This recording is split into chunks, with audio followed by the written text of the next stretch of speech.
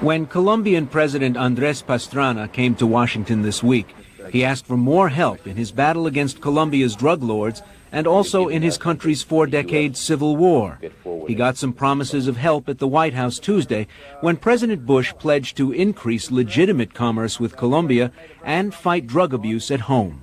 I explained to the President that we're fully aware of the narcotics that are manufactured in this country, but I also told him that many of them wouldn't be manufactured if our nation didn't use them.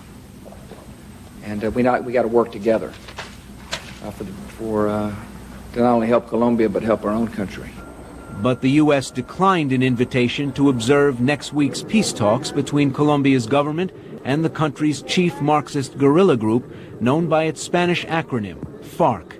The U.S. government has refused official contact with the FARC since the group killed 3 U.S. aid workers in 1999. Colombia produces 2/3 of the cocaine sold around the world and 2/3 of the heroin used in the U.S. Last year, Congress pledged $1.3 billion to help fund what's known as Plan Colombia, Pastrana's program to choke off the drug economy. Washington is contributing late-model combat helicopters to spray and kill coca crops, though the new installment has yet to be delivered, and training for new anti-narcotics battalions. But President Pastrana says Plan Colombia, which includes a large amount of domestic funding, is much more than military hardware. More than 80% of Plan Colombia, that is to say $7.5 billion, is going into social investment. 20% is going into the fight against drug trafficking. So I would call it a plan for peace. So far, government forces have busted a number of drug rings, taken control of several drug plantations, and destroyed drug processing plants and up to a quarter of the country's coca crops. The remaining drug growers have powerful alliances with the guerrillas, who control and protect much of their land and then charge a fee that funds the insurgency. Guerrilla leaders have assailed the United States for taking sides in Colombia's civil war. That conflict claims 70 lives per day and has 4 main combatants. On one side are the FARC and a rebel group known as the ELN. Both were founded in the 1960s by leftist leaders and in the 1970s joined forces with the new drug traffickers. The guerrillas have battled the Colombian military and the right-wing paramilitary groups that protect landowners from the rebels. Earlier this week, the State Department's annual human rights report said the Colombian government's record, quote, remains poor, and that paramilitary forces find a ready support base within the military and police. As for the guerrilla groups, the report says the FARC and the ELN regularly attacked civilian populations, committed massacres and summary executions, and killed medical and religious personnel. The war has spread beyond Colombia, forcing 1 million refugees to neighboring countries. One neighbor, Ecuador, has become a haven for FARC guerrillas. That topic arose at Defense Secretary Rumsfeld's confirmation hearing in January. How are we going to deal with these reports that we've read recently about the spillover in the area and in the region, and how are we really going to be able to determine the difference between the counterinsurgency and the counter narcotics? If the demand persists, it's going to find ways to get what it wants, and if it isn't from Colombia, it'll be from somebody else, and if I were the neighboring countries, I'd be concerned about spillover as well. 2 weeks ago, the on and off peace talks resumed after President Pastrana met FARC leaders on their turf. The next round of talks begins Thursday. While the U.S. won't be at the peace table, a group of American representatives and senators last week flew to an isolated Colombian jungle base to assess Plan Colombia. We talk with 2 of those senators, Democrat Christopher Dodd of Connecticut and Republican Chuck Hagel of Nebraska. Both are members of the Senate Foreign Relations Committee. Chuck Hagel, let me start with you. What did you see down in Colombia, and what did you make of it? Well, we saw some rather disturbing events, activities, not surprising. We have a regional problem on our hands. It's a problem that affects the United States domestically, economically, and geopolitically. This problem is part of the Western Hemisphere problem. It's in our backyard. And the United States is going to have to continue to work with the Andean nations and the nations of Latin America to deal with this. I came away with some hope, however. I think President Pastrana is making some progress with his government, reforming that government, reforming the military. Yes, there are still problems. Yes, there are still abuses, imperfect. But with our help and with new assets, I think they can win this. We must win this. It's in the best interest of the United States to help the Colombians and all of Latin America regain their sovereignty, and literally it is a fight over sovereignty. So yes, we've got a long way to go, but I think progress is being made. Chris Dodd, what did you see, and what should Americans know about what you saw? Well, I think Senator Hagel has captured it pretty well. This is a very, Americans don't, I think, appreciate enough what the nation of Colombia has been through over the last 2 decades. Just to put it in perspective for you, as a result of the drug wars, the narco trafficking that goes on in Colombia, they've lost 4 presidential candidates, some 150 journalists, 300,000 people have lost their lives. Just in the municipal elections a few months ago in Colombia, 36 municipal candidates for mayor were assassinated and 50 were kidnapped. So when you put this in perspective, 200 justices of the courts have been assassinated. 2,000 police officers and prosecutors have been executed by narco traffickers. This is all in the space of 20 years. This country is being shredded. 1 million people are displaced in Colombia. Well over 100,000 a year try to leave. In fact, our embassy tells us that almost 1,500 people a day line up to apply for an exit visa to get out of Colombia. Almost 70% of the people in a recent survey in Colombia said they would leave tomorrow if they could get out of the country. That's how bad this is. There's a real danger that these narco traffickers are about to gain sovereignty of a nation.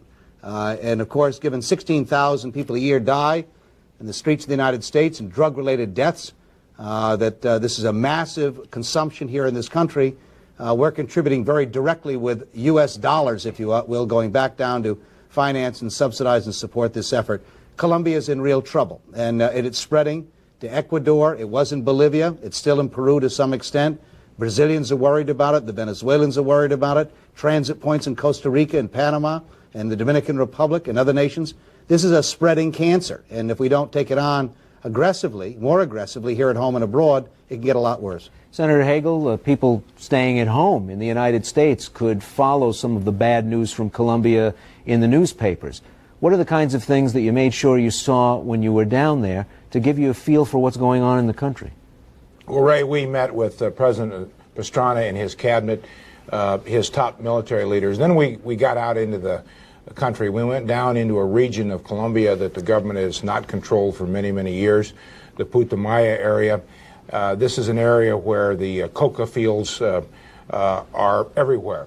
The eradication effort that we have made, are making down there, is being somewhat successful. A long way to go, but at least I think we're making some progress. So we went down there and looked at our base where we have a joint task force with the Colombians. We have United States Army Special Forces training, a special anti-narcotics Colombian Army brigade down there. I was impressed with what I saw. It appears to me that they're developing not only a very confident military, but the tactical, strategical elements of that military to deal with this problem. We went even further down into that area of Colombia, a place called Tres Esquinas, and there is an area that is very remote. You get there only through air or boat. And again, more operations, more eradication efforts, very dangerous. My friend Senator Dodd talked about Ecuador. We went over to Ecuador and spent a day and a half there, met with President Ochoa and his cabinet. I think there's progress there. They are very vulnerable in Ecuador. It's a small country, small resources, small army. We went on the Pacific side of Ecuador to look at our base there, Manta, where we are developing a strong base of operation for surveillance, the P-3s flying out of there. So we were able to really get out into the countryside and take a good look at what's going on. Well, last year, the Congress voted for a transfer of funds as part of Plan Colombia down to the country. Do you come back to the United States feeling secure that the money's being well spent, that the program's being well administered? Generally, I do. These kinds of programs always have problems.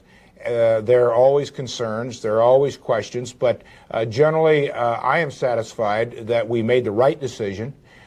We have appropriated the right amount of money for that effort, and we have a ways to go. We've got to get yet some Black Hawk helicopters down there and some other things that we need to do better. But overall, I think they are using the money wisely, and it is an investment for our future as well as the future of Latin America. Senator Dodd, both you and your colleague have told a pretty depressing story. He says he's an optimist. Are you? Yeah, I am. I think Chuck has got it right. I think overall, there's no question in my view that President Pastrana is committed both to resolving the civil war. There are two problems in Colombia. There's the civil war and the narco war, and they spill over in various areas. I think he's committed to trying to resolve that 40-year civil conflict with these guerrilla groups, two guerrilla groups, one larger, one called the FARC, a smaller one, the ELN. There's progress there, although there's been some setbacks, but he's moving in the right direction. And on the narco front, clearly the equipment we're providing is making it possible for the eradication efforts to do a lot better job than they were in the past. But there's some problem areas, and they're worth pointing out to you, I think. And one is that we need to have better cooperation between the police and the military in Colombia. They're a bit at loggerheads with each other, and they've got to start working more closely together, and they've got to start working with their counterparts in neighboring countries.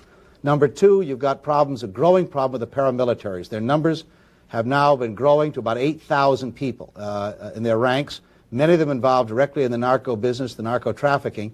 And if they end up becoming a major source of difficulty, it's going to be hard for us to sustain the kind of support financially. And lastly, we need more cooperation on this issue. Chuck mentioned this in the outset of his remarks, and I couldn't agree with him more. This is a regional problem. It's not just a US-Colombian problem. And the Europeans have got to live up to their commitments, as well as other nations in the hemisphere, so that this isn't not just US and Colombia. And lastly, economic assistance. The Andean Trade Agreement, which expires this year, should be reauthorized. You need to provide alternative economic hope for these people. If you're telling them not to grow the cocoa leaves and not to be involved in drug trafficking, you better have an alternative for them, or you're never going to convince the local population to support your efforts. And we need to do more of that as well. Senator Hagel, some members of the House and Senate are starting to openly question the United States commitment down there, and Americans themselves looking at more money, and now American personnel and American citizens heading down there might be a little skittish as well. What do you tell them? Well, partly we tell them what Senator Dodd and I have been discussing here the last few minutes. You tell them the truth. There's where you start. This is complicated. There are many factors, as Chris pointed out a minute ago, on starting with the guerrillas and the paramilitaries, the narco traffickers, corruption, human rights. All of that's mixed into this witch's brew that is dangerous and complicated. But we don't have any choice here. We can't turn our backs. We must continue to work with the people down there, the leadership down there. It doesn't mean we fight their war for them. We're not talking about that. But surely we can continue to do the things that we are doing. They can get better. They need to get better. But I think explaining the facts to the American public and to our colleagues, encouraging our colleagues to go down and see for themselves, but be honest, tell the truth, inform, and give as much information as we can to the people of this country. I understand their frustration. We're frustrated. We're all frustrated. But it is not a matter of either this or not doing anything. We're going to have to help them see this thing through. And one last point I'd make, and Chris alluded to it, if we didn't have the demand in this country, we wouldn't have the problem. So we're going to have to understand that this problem is a direct result of our demand. Chuck Hagel of Nebraska, Christopher Dodd of Connecticut. Gentlemen, thank you both. Thank you. Thank you.